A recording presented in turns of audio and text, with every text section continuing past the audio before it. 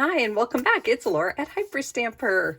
Really excited about today's junk journal. This is a beautiful 100-year-old book, and it is just the best title, 1,000 Beautiful Things.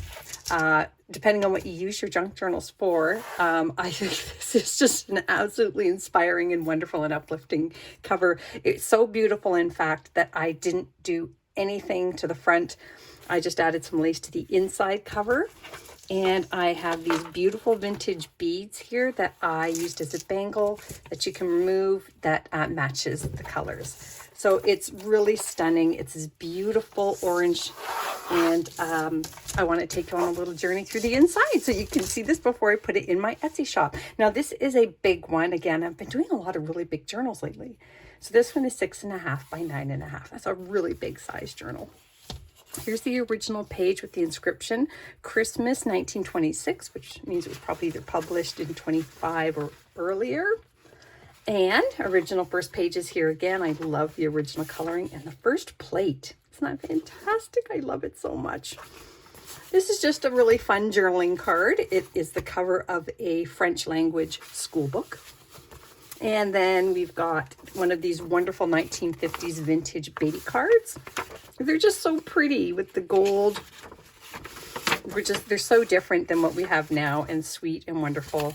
And you can have a lot of fun with that. And we've got this sweet little clip down here from a vintage children's book, as well as this one here from the 30s. Isn't that great? Some antique paper inside to journal on. Then we've got a 1955 postage stamp collector plate, and then I put some of my pressed lavender here. This is the back cover of a crochet book, and I just really like all the little patterns. So if you are a collager, that might be a lot of fun to have those little bits and pieces. That is all mounted on top of an antique page here. And then this here is just a floating pocket on top of an antique postcard album page. And then this is a pocket from the early 1900s. Beautiful little bird there. And then inside the pocket is this little book that I made out of, this is one of my favorite antique papers, actually. It's, oh, you'll see it a little bit this week and then it's gone forever. I just can't find any more of it. So just some of my antique cutoffs, really beautiful pieces in this one, and lots of space to journal in. Yeah, cool, eh? Some vintage school book paper, and then this is from a vintage Lone Ranger book. Kind of a fun piece there, colorful. I've got one of Stacy's Maple Grove Dairy receipts, and then this is just a little handwritten students notes here that fell out of an antique book. And then this is a 1920s children's page. There's from that antique woodworking book here. And I love that. Isn't that beautiful? It's a 5-lobed leaf. It's exquisite. Netherlands page here. And this is one of the plates from this book. It's gorgeous. Look at that 100-year-old plate, the little girl and her puppy. And this bowls. And then on this side, it's just gorgeous. It's carnation lily rose. Look at how pretty that is. I love it so much. And this is another one of the original pages of the book as well. Some great poems there. And then a 1940s children's book page here. This is from 1978. And it is a list of all the people who went to the Beacon Lodge. And somebody did scribble up the top, probably trying to make their pen work. But it stays like that because I was going to cut it off. I thought, nope, that stays with it. Antique paper front and back of this adorable little children's book page for journaling. And this is a great early 50s graduation plaque under glass when I got it. And I actually pulled it out of a dumpster. But it was clean because it was under glass, so don't worry. But yes, I saved it. I just love all the faces and the hairdos on there. It's just fun. These are party placemats from the 50s from a great magazine, women's magazine. And look at these festive tables. Isn't that fun? Oh, I love it.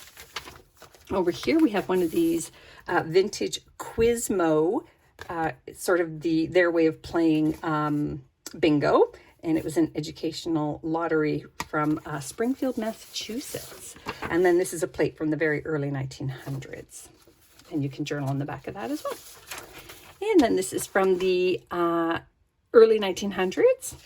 And then this book here is from the 80s, 1883. It was in too rough a shape to make it into a journal, but I hope the camera is picking that up. It's really quite beautiful. It's a school book, The Royal Readers. And so what I did is I've got the original first page in here. Isn't that neat? This belonged to Miss Edna Chester.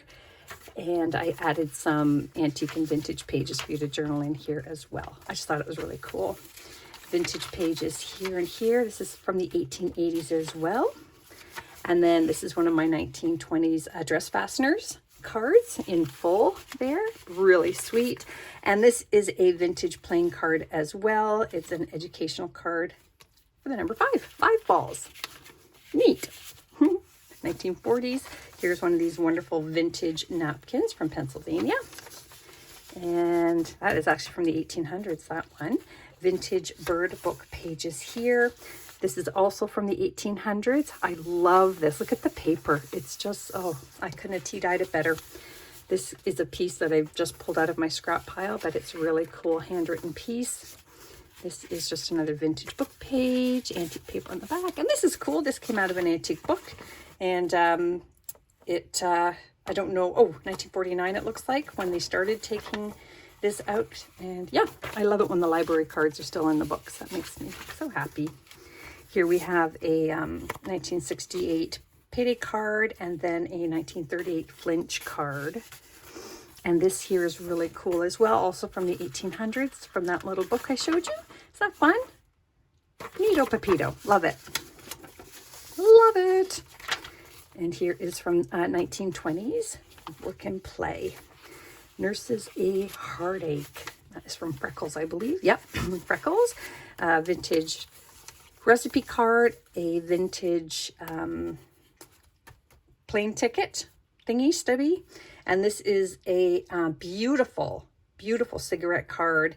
And that is probably about 100 years old. Really a pretty one. Look at that. It's about sunsets, and then in the back it tells you what causes the colors of the sunset. This is early 1900s here. Funny little picture. More vintage bird book pages.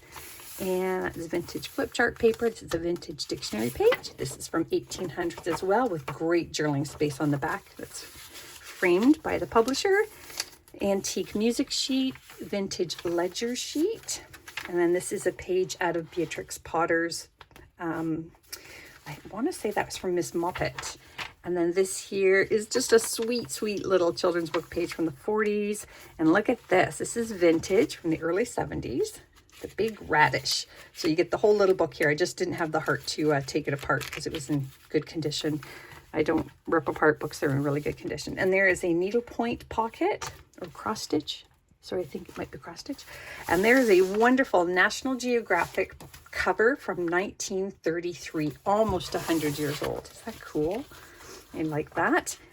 There's a vintage Through Fairy Halls page. Oh yes, that was Miss Moppet on the other side here. Vintage ledger. I like this, the pigtail. This little music sheet here. And that brings us to the end. I hope you love it as much as I loved making it. This one's really, really special. And please visit hyperstamper.etsy.com and don't forget to subscribe. We'll see you soon.